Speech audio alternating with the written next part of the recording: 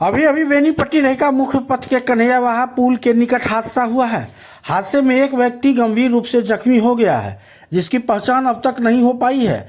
बताया जा रहा है कि व्यक्ति बाइक से धगजरी की ओर से बेनीपट्टी की ओर आ रहा था, जहां कन्हैयावाहा पुल के निकट किसी से टकरा गया, जहां व्यक्ति गंभीर रूप से चोटिल हो गया है। उधर दुर्घटना की सूचना मिलते ही डायल 112 की पुलिस टीम और एम्बुलेंस मौके पर पहुंचकर जख्मी व्यक्ति को इलाज के लिए अनुमंडल अस्पताल में भर्ती कराया, जहां डॉक्टरों ने प्रारंभिक इलाज कर गंभीर स्थिति देख जख्मी को मधुबनी सदर अस्पताल रेफर कर दिया है।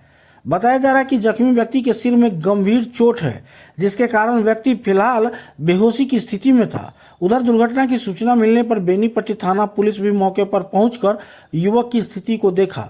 पुलिस पूरे मामले की छानबीन में जुट गई है।